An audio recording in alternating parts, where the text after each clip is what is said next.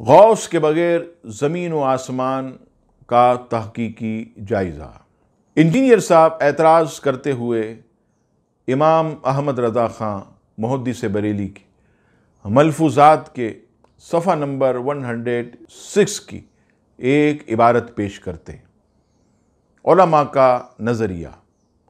امام احمد رضا خان کی خدمت میں عرض کی عرض، غوث ہر زمانے میں ہوتا ہے۔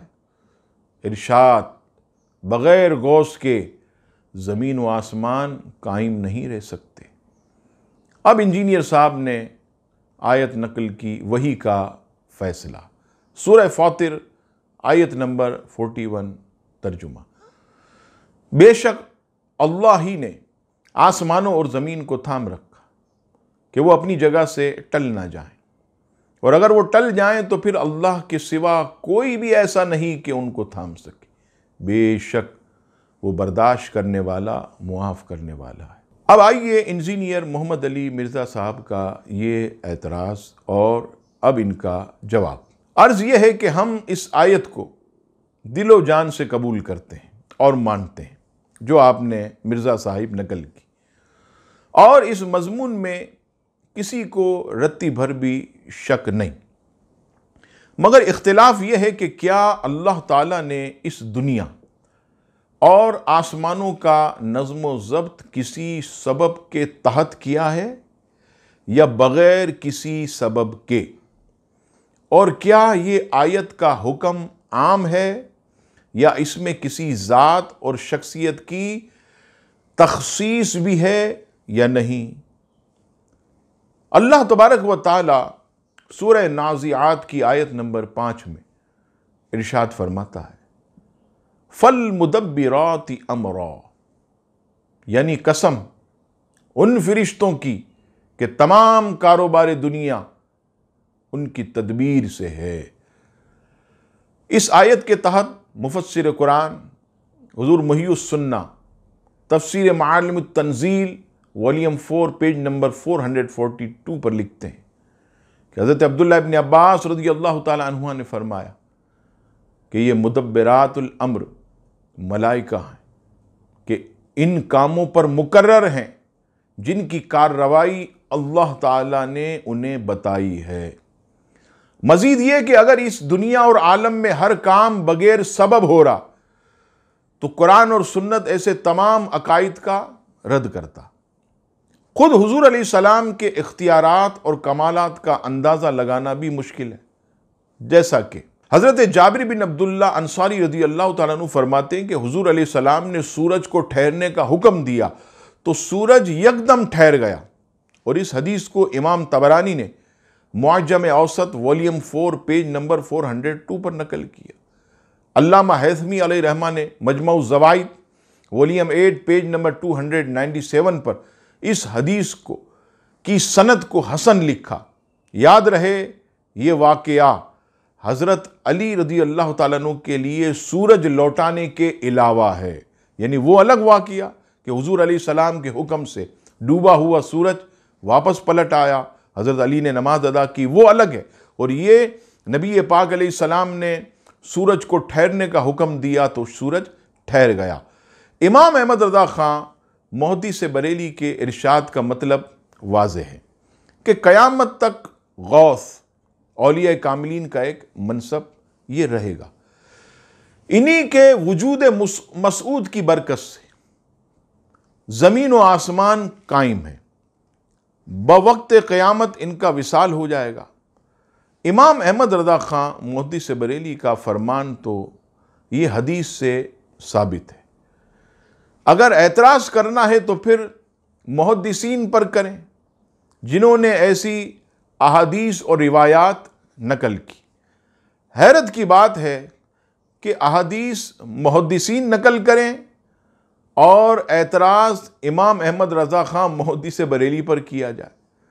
دراصل مرزا صاحب جیسے لوگ محدثین پر اعتراض کرنے کی ہمت نہیں رکھتے، مگر اپنے جھوٹے مسلک کو ثابت کرنے کے لیے امام احمد رضا خان محدث بریلی کی ذات گرامی پر اعتراض کے سوا ان کے پلے میں کچھ بھی نہیں۔ مرزا صاحب اگر ہمت ہے تو درج ذیل احادیث ملاحظہ کریں اور پھر محدثین پر اعتراض کر کے اپنے دعوے کو ثابت کریں۔ آئیے پہلی حدیث، اس حدیث کو مسند امام احمد والیوم 1 پیج نمبر 112 پر نقل کیا گیا، حدیث نمبر 896۔ اس حدیث کو مجمع الزوائد والیوم 10 پیج نمبر 62 پر بھی نقل کیا۔ رسول اللہ صلی اللہ تعالی علیہ وسلم نے ارشاد فرمایا کہ ابدال شام میں ہیں اور وہ 40 ہیں، جب ایک بھی انتقال ہوتا ہے تو اللہ تعالیٰ اس کے بدلے دوسرا قائم کرتا، انہی کے سبب بارشیں برسائی جاتی ہیں، انہی کے سبب دشمنوں پر مدد ملتی ہے، انہی کے سبب شام والوں سے عذاب پھیرا جاتا ہے۔ دوسری حدیث پاک کتاب معرفت الصحابہ، حدیث نمبر 1173۔ امام طبرانی نے معجم کبیر والیوم 10 پیج نمبر 181 پر اس حدیث کو نقل کیا، حدیث نمبر 10390۔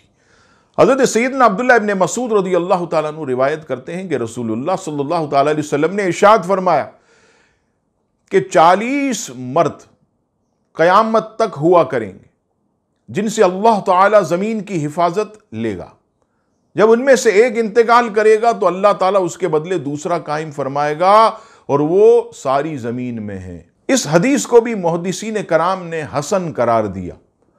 ان روایات کے علاوہ اور بھی ساری اسانید صحیحہ موجود ہیں جن سے یہ ابدال یا اللہ تعالیٰ کے ولی کے وجود مسعود کی برکت سے اللہ تعالیٰ زمین والوں پر بارش اور رزق کی فراوانی فرماتا۔ بخاری شریف کتاب الجہاد میں حدیث پاک رسول اللہ صلی اللہ تعالی علیہ وسلم فرماتے ہیں کہ تمہیں رزق دیا جاتا ہے، مدد کی جاتی ہے تمہارے ضعیفوں کی وجہ سے۔ اب آئیے آخر میں مسلم شریف کی حدیث پاک، حدیث نمبر 148۔ اسے صحیح ابن حبان میں بھی حدیث نمبر 6849 اور مسند امام احمد ابن حنبل حدیث نمبر 12043 ملاحظہ فرمائیں۔ حضرت انس بن مالک رضی اللہ تعالیٰ عنہ سے روایت، رسول اللہ صلی اللہ تعالیٰ علیہ وسلم نے ارشاد فرمایا کہ قیامت اس وقت تک قائم نہ ہوگی جب تک زمین پر اللہ اللہ کہنے والا باقی ہے۔ اس حدیث کے تحت مرکات شرح مشکات والیوم 10 امام ملا علی قاری لکھتے ہیں کہ اس حدیث سے پتہ چلا کہ عامل علماء، نیک بندوں اور عام مومنین کی برکت سے دنیا باقی ہے۔ مرزا صاحب کی خدمت میں عرض ہے کہ اس حدیث میں زمین کے قائم رہنے کی شرط کو اللہ اللہ کہنے سے مشروط کیا، اور اللہ اللہ کا ورد ایک نیک شخص اور ولی اللہ ہی کرتا۔ جب نیک بندے کے اللہ اللہ کہنے کی وجہ سے زمین قائم ہے تو پھر ابدال اور اولیاء کے وجود کی وجہ سے زمین اور آسمان قائم رہنے کا قول کیسے غلط ہو سکتا؟ مرزا صاحب اگر نکتہ چینی سے اپنی نگاہ کو ہٹا کر تھوڑا سا آپ علم حاصل کرنے کی طرف بڑھ جائیں اور ادھر ادھر کی باتیں کرنے کی بجائے اگر آپ کچھ ریسرچ کریں تو آپ کو یہ ساری حدیثیں نظر آئیں گی۔ ہم آپ کو دعوت فکر دیتے ہیں کہ آپ اپنے علم کو وسیع کریں، احادیث کی کتابیں کھولیں، اور تاکہ آپ کو پتہ چلے کہ اصل دین کیا ہے۔ عام مسلمانوں کو اختلافات میں ڈالنے کی بجائے آپ صحیح دین حاصل کریں، صحیح دین پڑھیں اور پھر جو ہے اسے امت پر پیش کریں تاکہ لوگوں کی اصلاح ہو۔ اللہ تعالیٰ تمام مسلمانوں کے ایمان کی حفاظت فرمائے۔